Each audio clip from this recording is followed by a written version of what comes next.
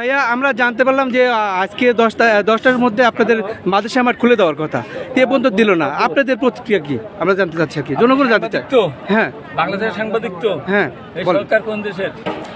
এই সরকার কি বাংলাদেশের সরকার? না না, এই সরকার হলো ষড়যন্ত্রকারী একটা সরকার, বিদেশের চক্রান্তে তারা চলে।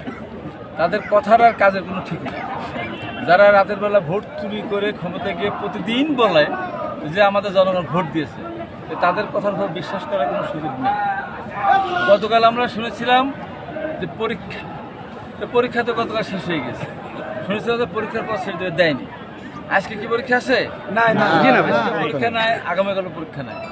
আমাদের চেয়ারপারসন দেশনেত্রী বেগম খালেদা জিয়া এবং আমাদের আগামী দিনের রাষ্ট্রনায়ক তারেক রহমান জনগণের প্রতি এত সহানুভূতিশীল, জনগণের পক্ষে বিএনপির কর্মকাণ্ড সব কিছুই জনগণের পক্ষে বলে আমাদের সমস্ত সমাবেশগুলি আমরা দেখলে শনিবার যার উদ্দেশ্য হলো শুক্রবার বন্ধ থাকে, শনিবারও স্কুল কলেজ শিক্ষা প্রতিষ্ঠান থেকে শুরু করে সরকারি অফিস সব বন্ধ থাকে। এই কারণে আমাদের সমস্যা শনিবার। তো গতকাল পর্যন্ত আমরা মানলাম ঠিক আছে, আজকে কী জবাব দেবে? 10টা এপ্রিল করেছে, হ্যাঁ জি, কখন খুলে দেবে এখনও কিন্তু ঠিক আছে। আমার মনে হয় এই সরকার জনগণের সরকার যেহেতু না, জনগণের দুঃখ বেদনা তারা বোঝে না। এই যে খোলা আকাশের নিচে লাখ লাখ মানুষ এই যে অমানবিক মানবতার জীবনযাপন করছে, তাতে সরকার লাভ তো কিছু হচ্ছে না। এই যে স্লোগান হচ্ছে, রাজশাহী শহরে 4 দিন ভাবে স্লোগান হচ্ছে। সমাবেশ যদি একদিন থাকতো, পরিবহন না রাখতো, তাহলে আমরা তো একদিনই করে চলে যেতাম। অতএব আজকে আমার বক্তব্য থাকবে সরকারের উদ্দেশ্যে কঠিনভাবে যে আপনারা কিছু শুনতে চায় না, আপনি খুলে যান মাদ্রাসা ময়দান। আমরা মাদ্রাসা ময়দানে যেতে চাই। মাদ্রাসা ময়দানে আমাদের আগামীকালের সমাবেশ, যেহেতু ছুটি নেই, আমাদের মাদ্রাসা ময়দান আজকেই খুলে দেওয়া হোক, এটা আমি জোর দাবি করছি। আমার নেতৃবৃন্দকেও আহ্বান জানাবো যে এটা যদি সরকার কথা না শোনে, তাহলে যে কোনো একটা সিদ্ধান্ত আমাদেরকে নিতে হবে। কারণ এই সরকারের কোনো আইন মানতে আমরা বাধ্য না।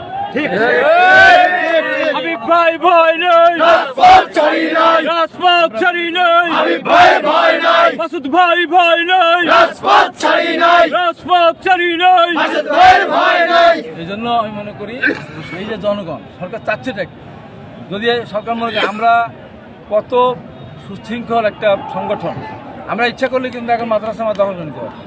যত লোক এখানে পুলিশ প্রশাসন আওয়ামী লীগ কিচ্ছু করতে পারবো। আচ্ছা ভাই, যেহেতু আমরা কিন্তু ধৈর্য ধরতেছি। আচ্ছা ভাই, যেহেতু হচ্ছে হলো আপনার 10টার সময় আপনাদের খুলে দেওয়ার কথা ছিল, এখন পর্যন্ত খুলেছে, তাহলে আপনারা কি এত সহানুভূতিশীল, জনগণের পক্ষে বিএনপির কর্মকাণ্ড সব কিছুই জনগণের পক্ষে বলে আমাদের সমস্ত সমাবেশগুলি আমরা দেখলে শনিবার যার উদ্দেশ্য হলো শুক্রবার বন্ধ থাকে, শনিবারও স্কুল কলেজ শিক্ষা প্রতিষ্ঠান থেকে শুরু করে সরকারি অফিস সব বন্ধ থাকে। এই কারণে আমাদের সমস্যা শনিবার। তো গতকাল পর্যন্ত আমরা মানলাম ঠিক আছে, আজকে কী জবাব দেবে? 10টা এপ্রিল করেছে, হ্যাঁ জি, কখন খুলে দেবে এখনও কিন্তু ঠিক আছে। আমার মনে হয় এই সরকার জনগণের সরকার যেহেতু না, জনগণের দুঃখ বেদনা তারা বোঝে না। এই যে খোলা আকাশের নিচে লাখ লাখ মানুষ এই যে অমানবিক মানবতার জীবনযাপন করছে, তাতে সরকার লাভ তো কিছু হচ্ছে না। এই যে স্লোগান হচ্ছে, রাজশাহী শহরে 4 দিন ভাবে স্লোগান হচ্ছে। সমাবেশ যদি একদিন থাকতো, পরিবহন না রাখতো, তাহলে আমরা তো একদিনই করে চলে যেতাম। অতএব আজকে আমার বক্তব্য থাকবে সরকারের উদ্দেশ্যে কঠিনভাবে যে আপনারা কিছু শুনতে চায় না, আপনি খুলে যান মাদ্রাসা ময়দান। আমরা মাদ্রাসা ময়দানে যেতে চাই। মাদ্রাসা ময়দানে আমাদের আগামীকালের সমাবেশ, যেহেতু ছুটি নেই, আমাদের মাদ্রাসা ময়দান আজকেই খুলে দেওয়া হোক, এটা আমি জোর দাবি করছি। আমার নেতৃবৃন্দকেও আহ্বান জানাবো যে এটা যদি সরকার কথা না শোনে, তাহলে যে কোনো একটা সিদ্ধান্ত আমাদেরকে নিতে হবে। কারণ এই সরকারের কোনো আইন মানতে আমরা বাধ্য না। ঠিক আছে, হাবিব ভাই ভয় নাই, রাজপথ ছাড়ি নাই, রাজপথ ছাড়ি নাই, হাবিব ভাই ভয় নাই, মাসুদ ভাই ভয় নাই, রাজপথ ছাড়ি নাই, রাজপথ ছাড়ি নাই, মাসুদ ভাই ভয় নাই। এই জন্য আমি মনে করি এই যে জনগণ সরকার চাচ্ছেটা কি, যদি সরকার মনে করি আমরা কত সুশৃঙ্খল একটা সংগঠন, আমরা ইচ্ছা করলে কিন্তু এখন মাদ্রাসা আমার দখল নিতে পারবো।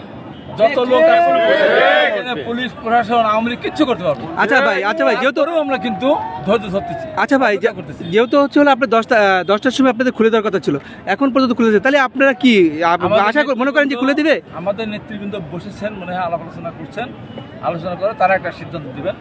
আমি যেহেতু এই সিদ্ধান্ত দেওয়ার জন্য আরও সিনিয়র নেতৃবৃন্দ আছেন, আমি সেটা কথা বলতে চাই না।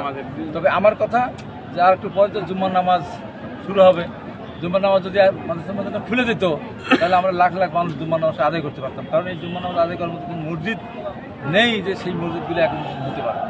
আমার মনে হয় যে আমরা যদি আজকে এখানে জুম্মার নামাজ পড়ার কোনো সুযোগ নেই, কিন্তু পরিবেশ নেই, জুম্মার নামাজ যদি আমরা পড়তে না পারি, এই যে লাখ লাখ মানুষ আল্লাহর কাছে সম্পূর্ণভাবে দায়ী থাকে বর্তমান সরকার। মানবতা মানুষের বিচারে, আল্লাহর বিচারে এদের দুনিয়াতেও এদের জায়গা নেই, এদের বেহেশতেও জায়গা হবে না, দোজখেও এদের মানুষ এদেরকে গ্রহণ করবে না। করি মানুষ বিলম্বে মানুষের সমাজে ফিরে যাওয়া। ধন্যবাদ।